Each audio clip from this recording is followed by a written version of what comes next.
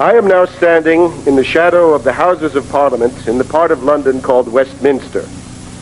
It is the year of grace 1850. Around me lies Victorian London, the London of Dickens and Thackeray, of John Stuart Mill and Thomas Carlyle. This capital city is now the center of the greatest colonial empire the world has ever known, shortly to embrace between 1/5 and 1/4 of the total population and land area of the entire earth.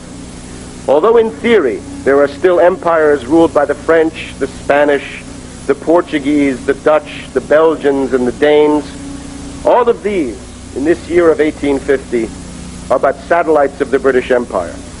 Britain is the mistress of the seas, the empire upon which the sun never sets. It is the new Rome on the banks of the Thames.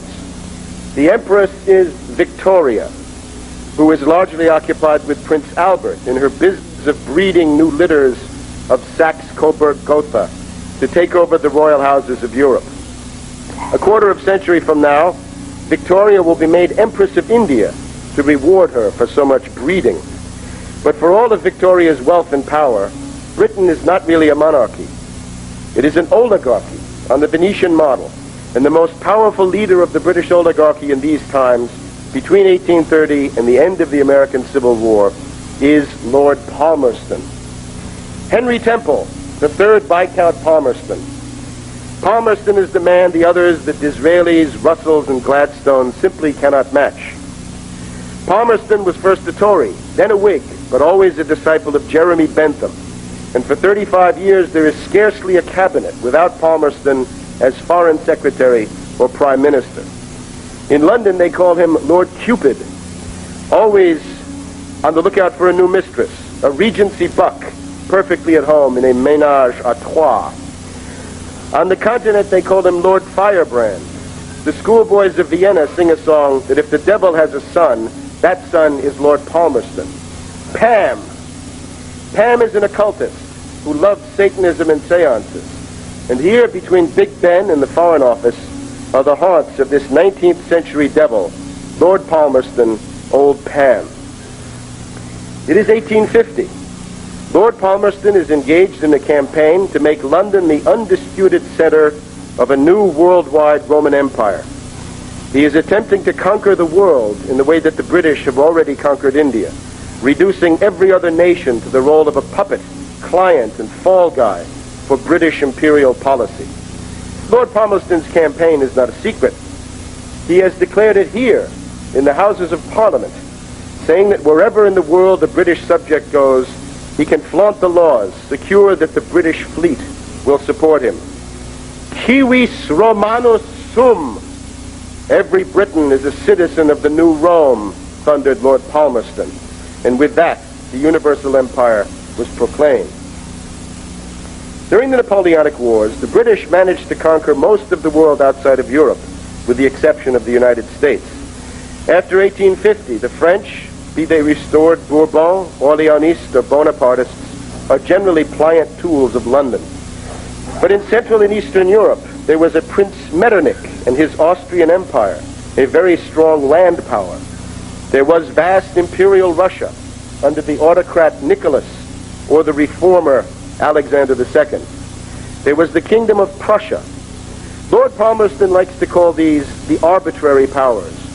Above all, Palmerston hated Metternich, the embodiment and ideologue of the Congress of Vienna system.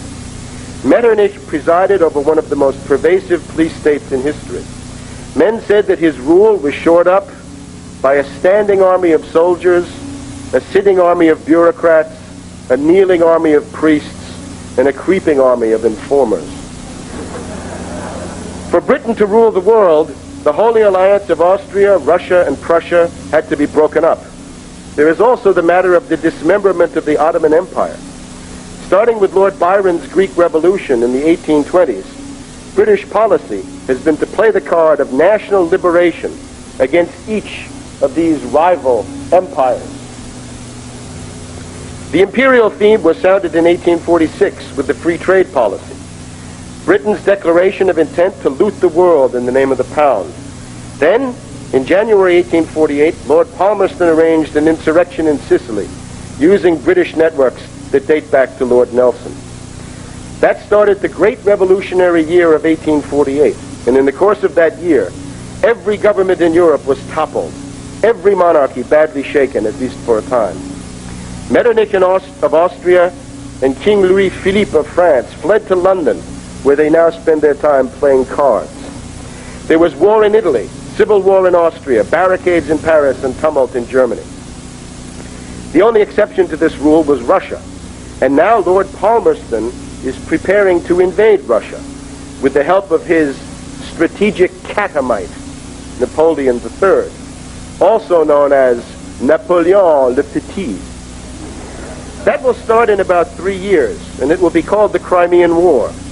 As soon as the war against Russia is over, Palmerston and John Stuart Mill of the British East India Company will start the Great Mutiny in India, which some historians will call the Sepoy Rebellion.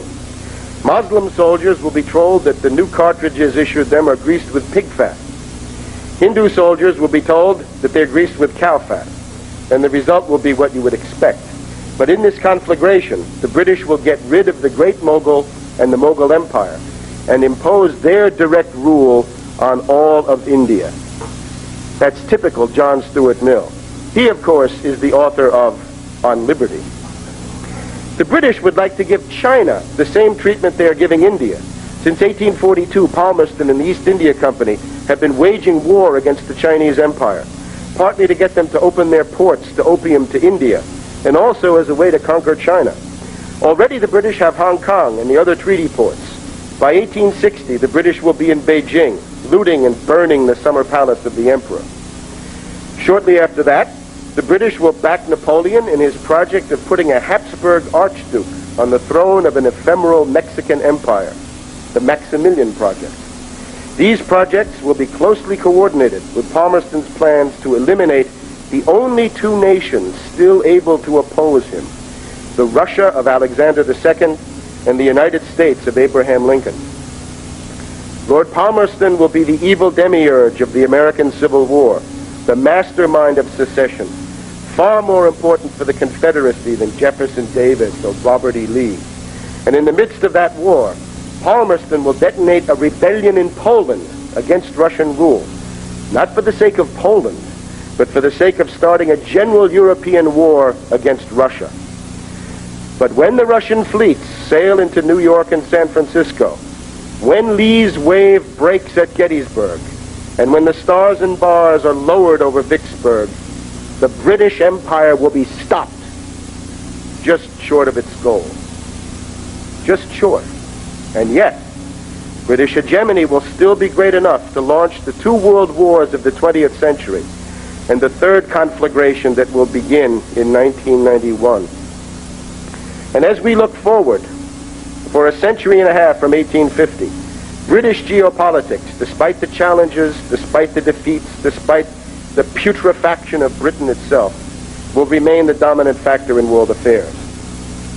How do they do it? How do the British do it? How can a clique of depraved aristocrats on this tight little island bid to rule the entire world? Don't believe the stories about the workshop of the world. There are some factories here, but Britain lives by looting the colonies. The fleet is formidable, but overrated and very vulnerable to serious challenges. The army, third rate. But the British have learned from the Venetians that the greatest force in history is the force of ideas, and that if you can control culture, you can control the way people think, then statesmen and fleets and armies will bend to your will. Take our friend Lord Palmerston. Lord Palmerston has the Foreign Office, the Home Office, Whitehall. But when he needed to start the 1848 revolutions, or when the time will come to start the American Civil War, he turns to a troika of agents. These are Lord Palmerston's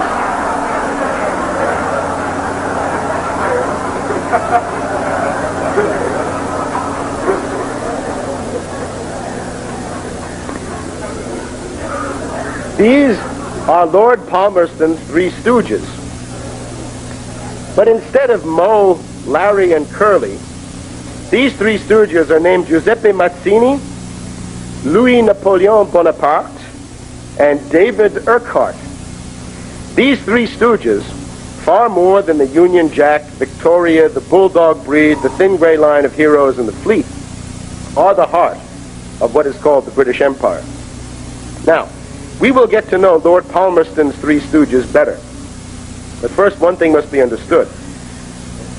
Moe, Larry, and Curly often worked together on this or that project, but their relations were never exactly placid.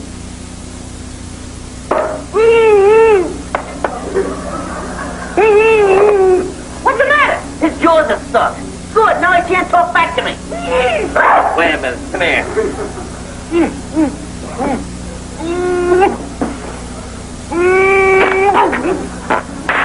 Maybe it's something he ate. Sure, it's those pancakes. Oh, not my pancakes.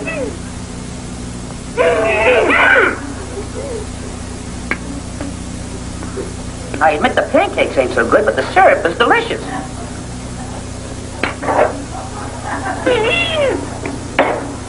I got it. Top loader always melts glue. Wait a minute. What's the matter with you? Ungrateful. Hey. What do you think I am, a lobster trying to boil me alive? Well, hot water always... Oh!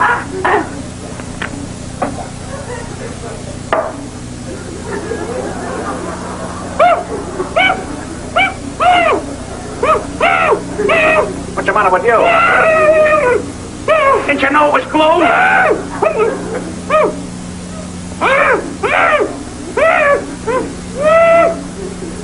Hey, porcupine, give me your hand. Wait a minute, sit down. Get a good grip on him. Well, that's that.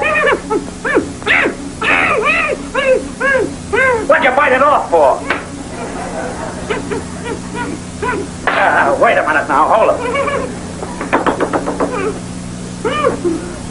Say ah, and I'll have it out before you can say ooh.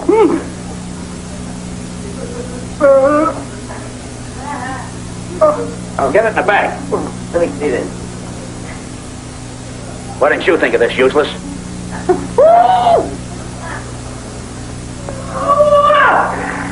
There you are. Nah.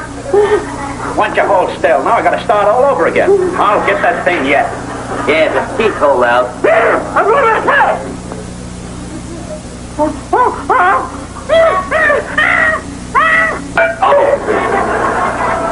I got it! You got it again. Oh! I think that will suffice to... I think you will understand their stock in trade was indeed infantile violence. So do not be surprised if we find Lord Palmerston's three stooges lashing out with slanders, knives, and bombs against each other, and even against their august master, Lord Palmerston himself. 20 minutes to a pound. Under Lord Palmerston, England supports all revolutions except her own.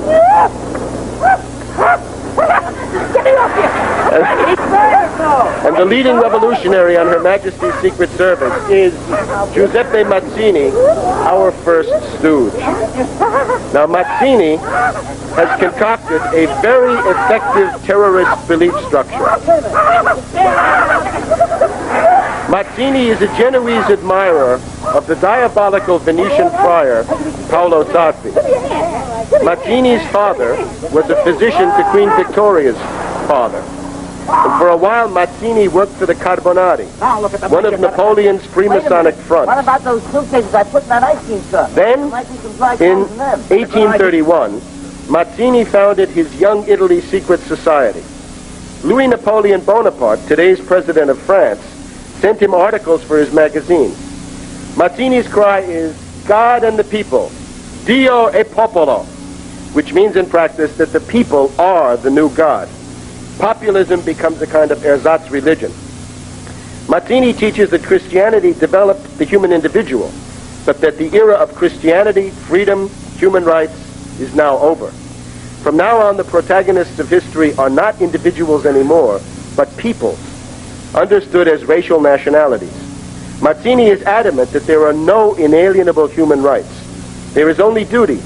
the duty of thought and action to serve the destiny of the racial collectivities. Liberty, says Mazzini, is not the negation of all authority.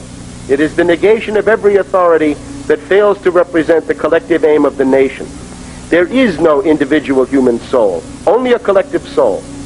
According to Mazzini, the Catholic Church, the papacy, and every other institution which attempts to bring God to man must be abolished. Every national grouping that can be identified must be given independence and self-determination in a centralized dictatorship. In the coming century, Mussolini and the Italian fascists will repeat many of Mazzini's ideas verbatim. Mazzini thinks that each modern nation has a mission. The British would take care of industry and colonies. The Poles, leadership of the Slavic world. The Russians, the civilization of Asia. The French get action. The Germans take care of thought, and so forth. For some strange reason, there is no mission for Ireland, and therefore Mazzini does not support the independence of Ireland. There is in fact only one monarchy which Mazzini supports, because he says it has deep roots among the people. You guessed it, Queen Victoria. Mazzini preaches an Italian revolution for the Third Rome. After the Rome of the Caesars and the Rome of the popes comes the Rome of the people. For this, the Pope must be driven out. Mazzini has tried to put this into practice just last year. In November 1848, armed Young Italy gangs forced Pope Pius IX to flee from Rome to Naples. From March to June of 1849, Mazzini ruled Rome and the Papal States as one of three dictators, all of them Grand Orient Freemasons. During that time, death squads operated in Rome, Ancona, and other cities. Some churches were sacked and many confessionals were burned. For Easter 1849, Mazzini staged a monstrous mock Eucharist in the Vatican he called the Novum Pascha, featuring himself, God, and the people. During that time, Mazzini was planning to set up his own Italian national church on the Anglican model. The defense of Rome was organized by Giuseppe Garibaldi, who had joined Mazzini's Young Italy in the early 1830s. But a French army sent by fellow stooge Louis Napoleon drove out Mazzini, Garibaldi, and their supporters. Lord Palmerston said that Mazzini's dictatorship in Rome was by far better than any regime the Romans have had for centuries. Right now, Mazzini is here in London, enjoying the support of Lord Ashley, the Earl of Shaftesbury, a Protestant fanatic who also happens to be Lord Palmerston's son-in-law. Mazzini's direct access to the British government payroll comes through James Stansfeld, a junior Lord of the Admiralty and very high official of British intelligence. Last year, Stansfeld provided money for Mazzini's Roman Republic. John Bowring of the Foreign Office is another of Mazzini's patrons. He's the man who will start the Second Opium War against China. Bowring is also Jeremy Bentham's literary executor. John Stuart Mill of India House is another of Mazzini's friends. Mazzini is close to the proto-fascist writer Thomas Carlyle and has been having an affair with Carlyle's wife. Now, one of Metternich's henchmen once said that the Palmerston policy is to make Italy turbulent, which is bad for Austria, without making her powerful, which would be a threat to England. Mazzini's role in Italy has been that of a marplot, a saboteur, a wrecker, a terrorist, an assassin. His specialty is to send his brainwashed dupes to their deaths in terrorist attacks. He hides out and always succeeds in saving himself. Mazzini travels readily on the continent using false passports, posing as American, an Englishman, or even a rabbi. In the 30s and 40s, Mazzini was targeting Piedmont in the north and the Kingdom of the Two Sicilies in southern Italy. In 1848, he rushed to Milan as soon as the Austrians had been driven out and tried to start trouble. One of Mazzini's agents was General Ramorino, and he let the Austrian commander Radetzky outflank the Piedmontese and win the Battle of Novara. Mazzini's man Ramorino was executed for treason, but Piedmont had lost the First War of Italian Liberation. The king abdicated, and Mazzini tried to break up Piedmont with a revolt in Genoa. 3 years from now, Mazzini will stage an abortive revolt against the Austrians in Milan, mainly to stop Austria from allying with Russia in the Crimean War. A few years after that, Mazzini will try another insurrection in Genova, still trying to break up Piedmont. In 1860, Mazzini will encourage Garibaldi to sail to Sicily and then try to provoke a civil war between Garibaldi's dictatorship in southern Italy and Cavour's Piedmontese government in the north. In 1860, Mazzini will be thrown out of Naples as a provocateur. By that time, Mazzini will be a hated and reviled figure, but British propaganda and British support will keep him going. Mazzini is also an assassination bureau. In 1848, there was a chance that Pius IX's very capable reforming minister, Pellegrino Rossi, could unify Italy and solve the Roman question in a constructive way through an Italian confederation chaired by the Pope, arranged with the help of Gioberti, Cavour, and other Piedmontese. Mazzini's agents, members of Young Italy, stabbed Pellegrino Rossi to death. The killer was in touch with Lord Minto, Lord Palmerston's special envoy for Italy. Stooge violence between Mazzini and Napoleon III is always very intense, especially after Napoleon's army finished off Mazzini's Roman Republic. In 1855, a Mazzini agent named Giovanni Pianori will attempt to kill Napoleon III, and a French court will convict Mazzini.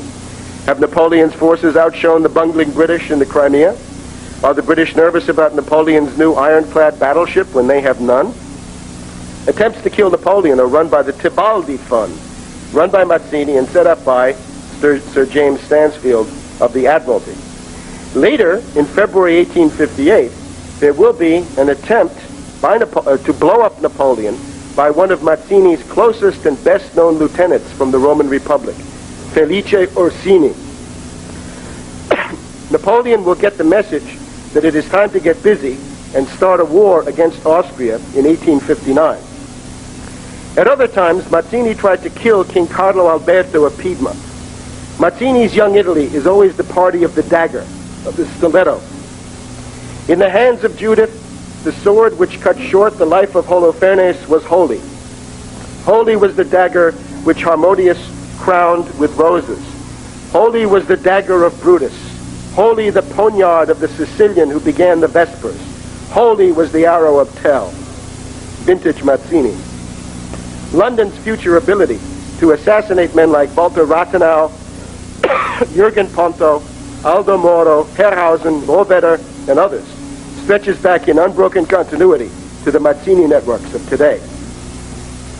Mazzini is actually doing everything he can to prevent Italian unity. When unity comes 20 years from now, it will come in the form of a highly centralized state dominated by Grand Orient Freemasons. For 30 years, the prime ministers will be Mazzini's agents like De Pretis and Crispi.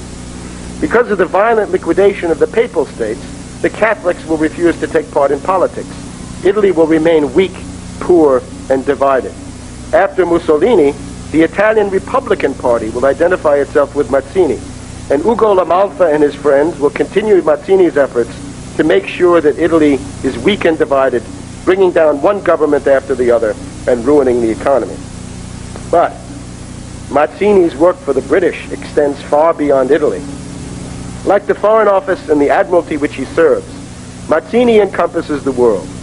The Mazzini networks offer us a fantastic array of movements and personalities. There are agents, dupes, professional killers, fellow travelers, criminal energy types.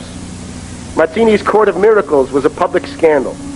King Leopold of Saxe-Coburg-Gotha, the King of Belgium, has been complaining to his niece, Queen Victoria, that in London there is maintained a sort of menagerie of Kossuths, Mazzinis, Lagrange, Ledru, Rollin, etc., to let loose occasionally on the continent to render its quiet and prosperity impossible. Indeed, on February 21st, 1854, this crew will come together in the home of the American consul, George Sanders. Mazzini, Felice Orsini, Garibaldi, Kossuth, Arnold Ruger, Ledru Rollin, Stanley Wartzel, Alexander Herzen, and the U.S. trader and future president, James Buchanan. There'll also be a Peabody from the counting house.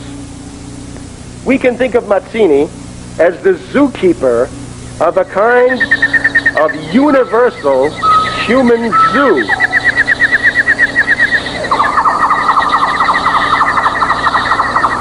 Now, Mazzini's human zoo is divided into theme parks, or pavilions, one for each ethnic group. In a normal zoo, there's an elephant house, a monkey house, an alligator pond, and so forth. In Mazzini's zoo, there's an Italian house, a Russian house, a Hungarian house, a Polish house, and an American house.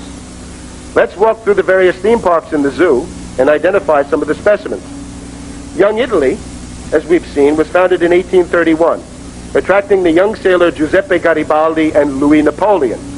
Shortly thereafter, there followed Young Poland, whose leaders included the revolutionaries Lelevel and Wurzel. Then came Young Germany, featuring Arnold Ruger, who had published some material by an obscure German Red Republican named Karl Marx. This is the Young Germany satirized by Heinrich Heine. In 1834, Mazzini founded Young Europe. Young Europe was billed as the Holy Alliance of the People, opposed to Metternich's Holy Alliance of Despots. By 1835, there was also a Young Switzerland. And in that same year, Mazzini launched Young France. The guiding light here was Ledru Rollin, who later became Interior Minister in 1848. There was also Young Corsica, and that was the Mafia. By the end of this century, we will have a Young Argentina founded by Garibaldi, Young Bosnia, Young India, Young Russia, Young Armenia, Young Egypt, the Young Czechs, plus similar movements in Romania, Hungary, Bulgaria, and Greece. Mazzini is especially interested in creating a South Slavic federation dominated by Belgrade. And for that reason, he has a Serbian organization. That will have to wait for Mazzini's student Woodrow Wilson and the Versailles Peace Conference of 1919. Right now, a Masonic group in the United States is gearing up to support the pro-slavery dough-faced Democrat Franklin Pierce for president in 1852. They call themselves Young America. In the future, there will also be the Young Turks. And yes, there is also a Palmerston Mazzini front for the Jews, sometimes called Young Israel and sometimes called B'nai B'rith. For Mazzini, a nationality means a race, a fixed array of behavior like a breed of dog or a species of animal. He's not thinking of a national community united by a literate language and a classical culture to which any person can become assimilated through a political choice. For Mazzini, race is unchangeable. Race is destiny. It's a matter of blood and soil. Cats fight dogs. French fight Germans. Germans fight Poles, and so on through all eternity. These hatreds are the main datum of sensory perception. Each of Mazzini's organizations demands immediate national liberation for its own ethnic group on the basis of aggressive chauvinism and expansionism. Mazzini's warhorse is the territorial imperative. They're all obsessed with borders, territory. Each one finds a way to sabotage dirigistic economic development. Each one is eager to submerge and repress the other national groupings in the pursuit of its own mystical destiny. This is Mazzini's racist gospel of universal ethnic cleansing.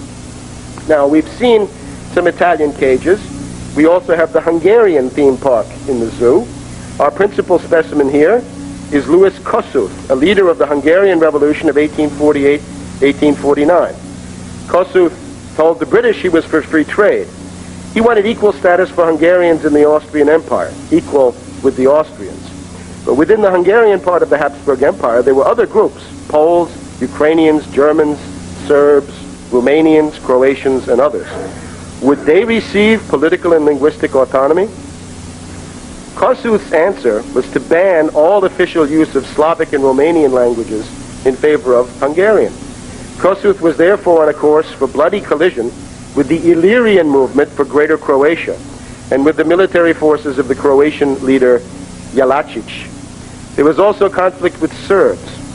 Mazzini had promised the same territory to Hungary, to the Croatians, and to his Serbian South Slav entity. And then there was the question of Transylvania, claimed by the Hungarians, but also by the Young Romania of Dimitrie Golescu, another Mazzini agent. Young Romania's program was to restore the kingdom of Dacia, as it had existed before the Roman emperor, called B'nai B'rith. Mazzini, a nationality means a race, a fixed array of behavior like a breed of dog or a species of animal. He's not thinking of a national community united by a literate language and a classical culture to which any person can become assimilated through a political choice. For Mazzini, race is unchangeable. Race is destiny. It's a matter of blood and soil. Cats fight dogs, French fight Germans, Germans fight Poles, and so on through all eternity. These hatreds are the main datum of sensory perception.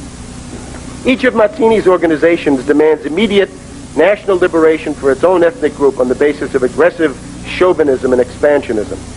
Mazzini's warhorse is the territorial imperative. They're all obsessed with borders, territory.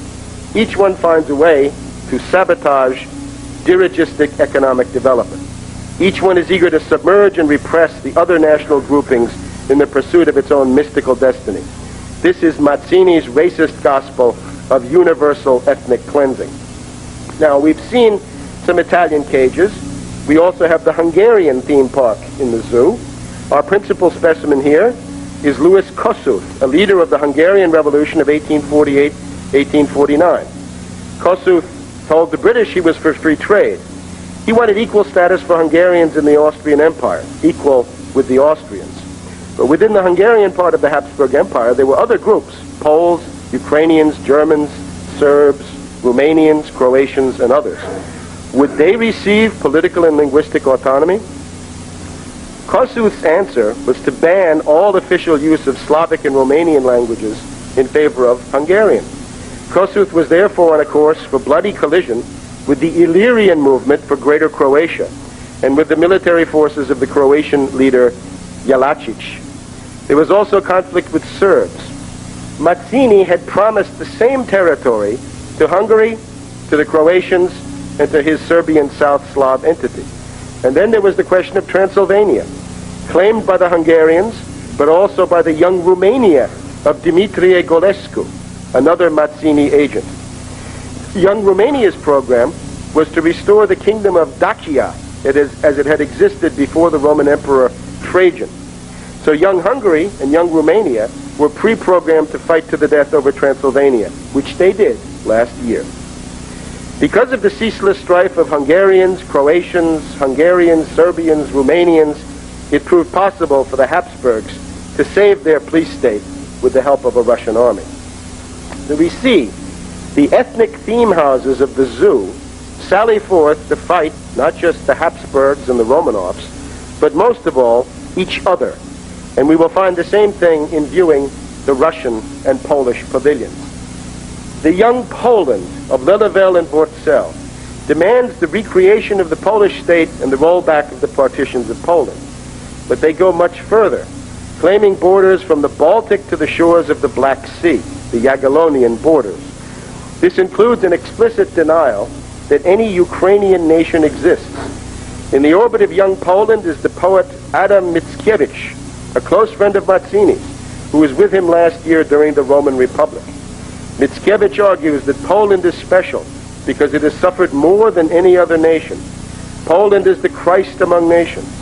Mickiewicz dreams of uniting all of the West and South Slavs against the tyrant of the North, the barbarians of the North. And by that he means Russia, the main target. Young Poland's program also foreshadows an obvious conflict with young Germany over Silesia. Young Russia means the anarchist Mikhail Bakunin and the aristocratic ideologue Alexander Herzen. Herzen is an agent of Baron James Rothschild of Paris.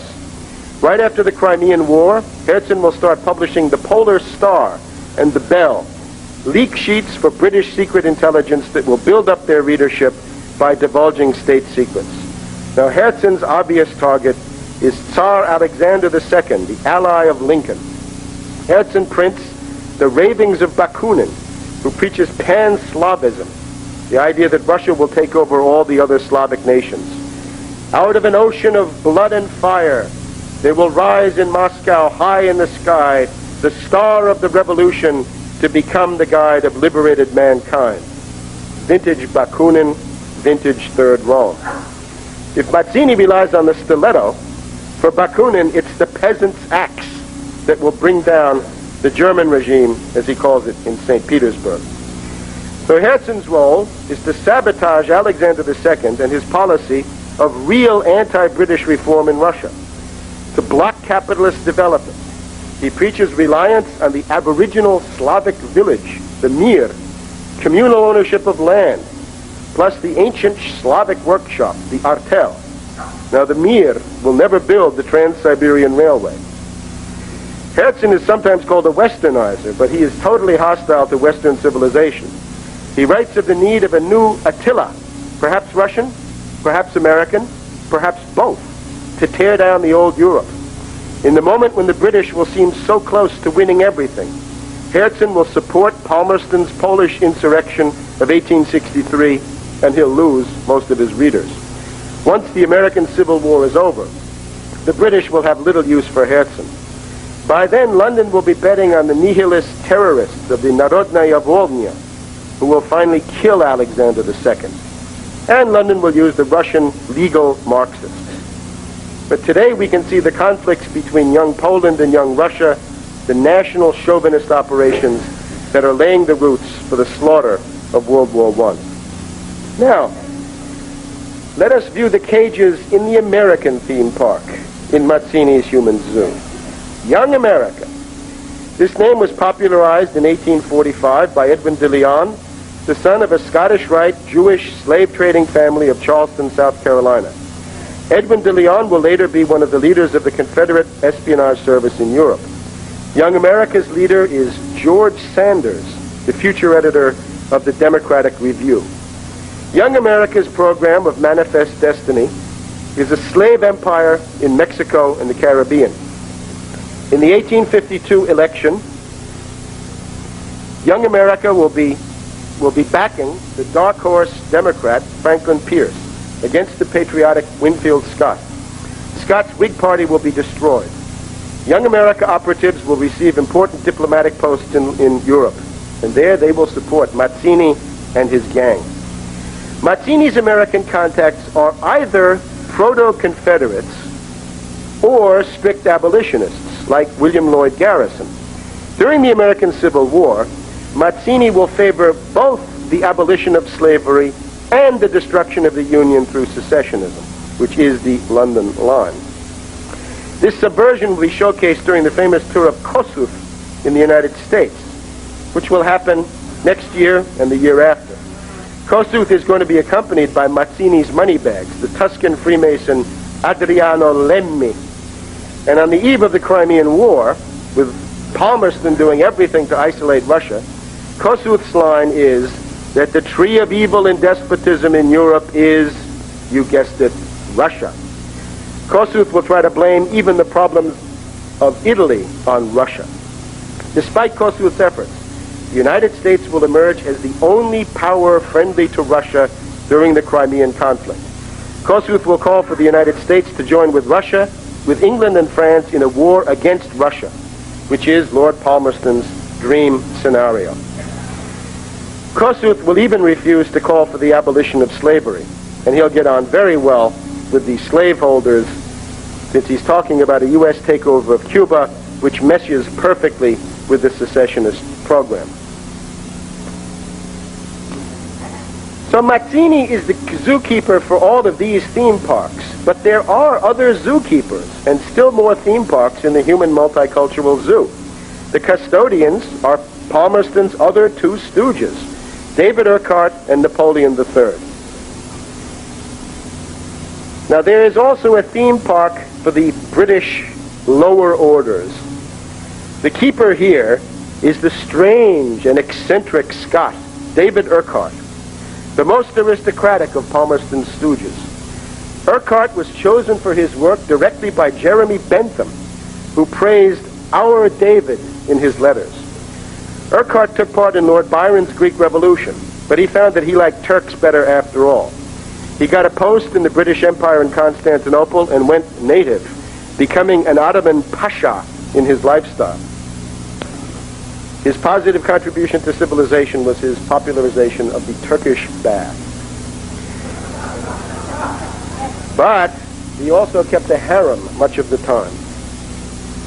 Urkhart was also of the opinion that late Ottoman feudalism was a model of what civilization ought to be. Urkhart became convinced that all evil in the world had a single root: Russia. The machinations of the court of St. Petersburg. That's a very convenient view for Lord Palmerston's Britain, which is always on the verge of war or at war with Russia. For Urkhart, the unification of Italy is a Russian plot. He once met Mazzini and concluded after 10 minutes that Mazzini is a Russian agent. That stooge on stooge violence again. Now this Russophobe thinks that the problems of Great Britain are only that Palmerston is a Russian agent and that Palmerston was recruited by one of his many, many mistresses, the Russian Countess Lieven. During the years of Chartist agitation, Urkhart bought up working-class leaders and drilled them in the litany that all the problems of the English working man come from Russia via Lord Palmerston. To these workers, Urkhart teaches something that he calls dialectics. Urkhart will be a member of Parliament and controls a weekly newspaper, the Free Press. Now, of course, Palmerston understands that his subversive methods will always generate opposition from the Tory gentry and the Colonel Blimp crowd and the straight-laced crowd. So he has taken the precaution of institutionalizing the opposition under his own control, with a raving megalomaniac leader to discredit it. Urkhart's demonization of Russia foreshadows something that will be called McCarthyism, about a century from now. Urkhart's remedy is to go back to the simplicity of character, and merry England, in the sense of retrogression to bucolic medieval myth. Quote, "The people of England were better clothed and fed when there was no commerce and when there were no factories." Unquote. That is vintage Urkhart. Now, does this talk of pre-capitalist economic formations strike a familiar chord? Does anybody smell a big, fat, commie rat? How interesting that Urkhart should be the controller of British agent Karl Marx, who earns his keep as a writer for Urkhart's paper. David Urkhart is the founder of modern communism. It is Urkhart who will prescribe the plan for Das Kapital. Marx is a professed admirer of Urkhart. He acknowledges Urkhart's influence more than that of any living person. Marx will even compose a life of Lord Palmerston based on Urkhart's wild obsession that old Pam is a Russian agent of influence. This says enough about Marx's acumen as a political analyst. Marx and Urkhart agree that there is no real absolute profit in capitalism and that technological progress causes a falling rate of profit. Another of Urkhart's operatives is a certain Lothar Bücher, confidant of the German labor leader Lassalle, later secretary to the Iron Chancellor Otto von Bismarck himself. After Gettysburg, Urkhart will move to France and try to open a theme park for right-wing Catholics. He will try to meet Pius IX and will join Cardinal Newman's Oxford movement at the First Vatican Council in 1870. Our third stooge, the current president and soon-to-be Emperor of France, Napoleon III. Napoleon le Petit. As we have seen, he started off as a carbonaro and terrorist in contact with Mazzini. In 1836, Napoleon tried to parlay his famous name into a successful putsch. He failed and was exiled to America. Then Napoleon was given a private study at the New British Museum reading room and got to know Lord Palmerston. He began work on his book, Les Idées Napoléoniques. The main idea was that the original Napoleon was not wrong to be an imperialist, but only erred in trying to expand his empire at the expense of Great Britain. There's plenty of room for a French empire as a junior partner to the British. The preferred form of government would be democratic Caesarism with frequent plebiscites. Now, in 1848, Napoleon was working for the British as a special constable, a riot cop, to put down an expected Chartist revolution reported by Urkhart. There, Napoleon III, when he got to France, used his name to become president. Then he organized a coup d'etat to become emperor. Palmerston quickly endorsed the coup, but that caused hysteria on the part of the Victoria and Albert Palace clique. Palmerston was forced out, but he was soon back, stronger than ever. After hundreds of years of warfare, France at last had been broken, placed under a more or less dependable British puppet regime. The Western powers, the Anglo-French, were born. Napoleon III gave Palmerston one indispensable ingredient for his imperial strategy, a powerful land army. Soon an open Anglo-French entente was in full swing.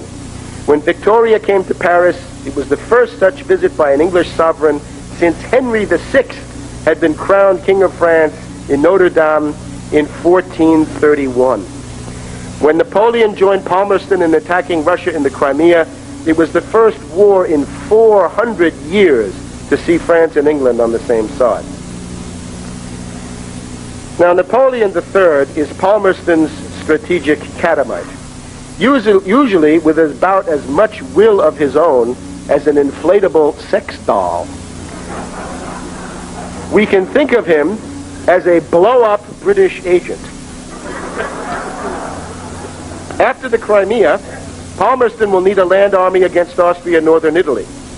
Napoleon, egged on by Cavour, who knows how to play the interstices, will oblige in 1859 with the great battle of Solferino. The same with Maximilian's Mexican adventure.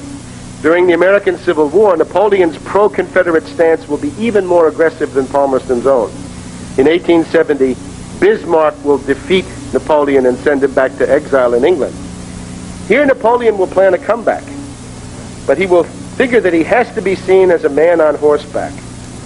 Problem is he has a bladder ailment. The bladder operation designed to make him a man on horseback again will kill him. Napoleon III calls himself a socialist. He will style the latter phase of his regime the liberal empire. That means France as a theme park in the British Zoo. In 1860, Napoleon will sign a free trade treaty with the British. And on the way, he'll pick up a junior partner colonial empire in Senegal, and he will seize Indochina in 1862, something that will set the stage for a certain war in Vietnam about a century later. Under Napoleon, France will build the Suez Canal and lose it to the British. Napoleon III will furnish the prototype for the fascist dictators of the 20th century. After his defeat, he will bequeath to France a party of proto-fascist colonialists and revanchists beating the drum for Alsace-Lorraine, which Napoleon will lose. These revanchists will turn up in Vichy, the Fourth Republic, and the French Socialist Party of today. And so it will come to pass that Lord Palmerston will attempt to rule the world through the agency of a troika of stooges, each one of them the warden of some pavilion in a human zoo. The reason why must now be confronted. The British Empire exists in the mind of its victims. This is the empire of the senses, the empire of sense certainty, the empire of empiricism. It is the empire of British philosophical radicalism, of utilitarianism, of hedonistic calculus, existentialism, and pragmatism. Why are the British imperialists called the Venetian Party? Well, for one thing, they call themselves the Venetian Party. The future Prime Minister, Benjamin Disraeli, will write in his novel Coningsby that the Whig aristocrats of 1688 wanted to establish in England a high aristocratic republic on the model of Venice, making kings into doges with a Venetian constitution. During the years after the Council of Florence in 1439, the Venetian enemies of Nicholas of Cusa plotted to wage war on the Italian High Renaissance and Cusa's ecumenical project. To combat Cusa's Renaissance Platonism, the Venetians of the Rialto and Padova turned to a new-look Aristotelianism, featuring Aristotle's characteristic outlook, shorn of its medieval and Averroistic outgrowths. This was expressed in the work of Pomponazzi, Contarini. During the War of the League of Cambrai, An alliance of virtually every power in Europe threatened to wipe out the Venetian oligarchy. The Venetians knew that France or Spain could crush them like so many flies. The Venetians responded by launching the Protestant Reformation with three proto-stooges, or Ur-stooges: Luther, Calvin, Henry VIII. At the same time, Contarini and his Jesuits made Aristotle a central component of the Catholic Counter-Reformation and the Council of Trent, and put Dante and Piccolomini on the index of prohibited books. The result was a century and a half of wars of religion, a little dark age culminating in the great crisis of the 17th century. Venice was a cancer, consciously planning its own metastasis. From their lagoon, the Venetians chose a swamp and an island facing the North Atlantic, Holland and the British Isles.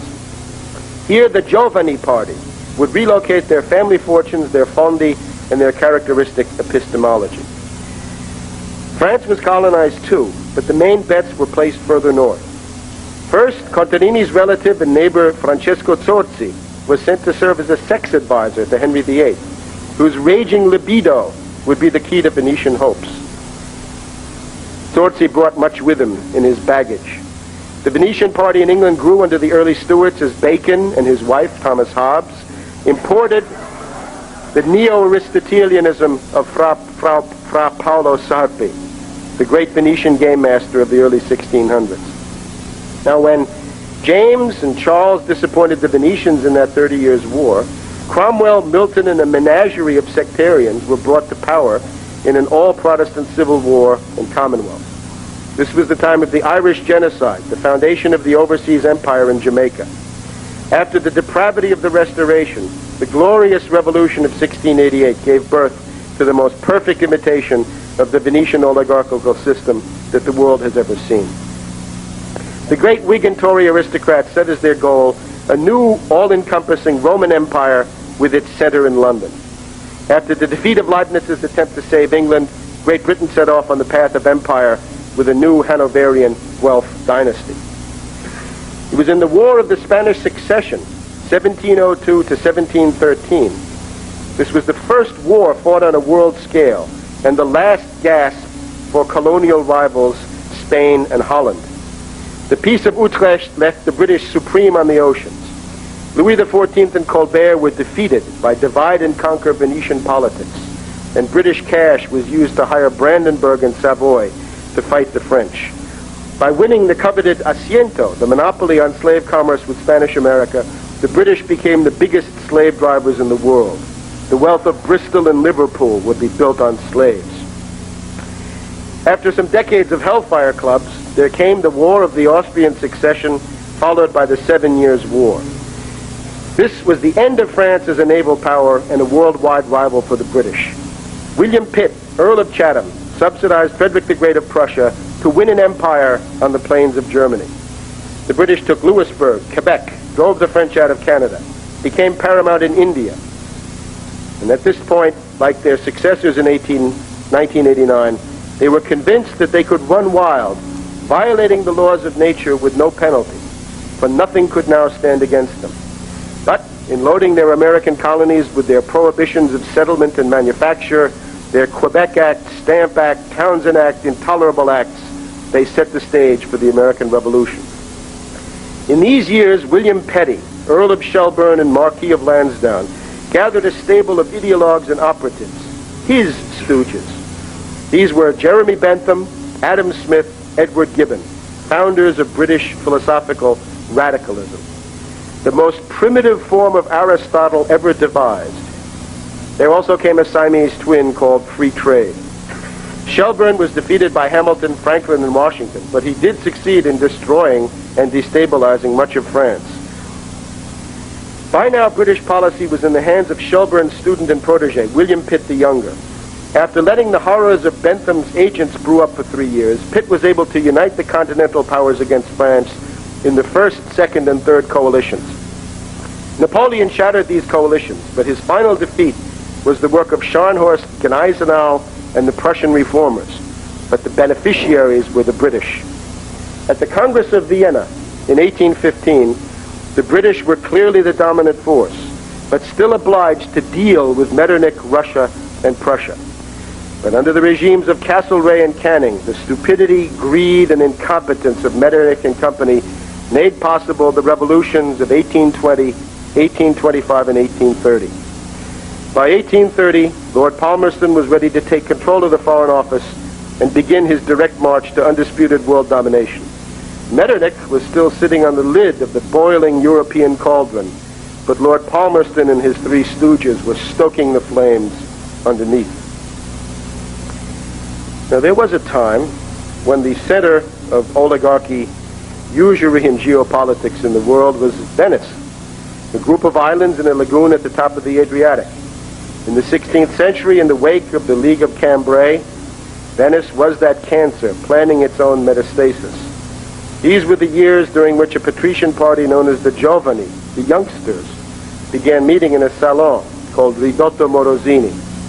It is here that the future course of England and Britain was charted.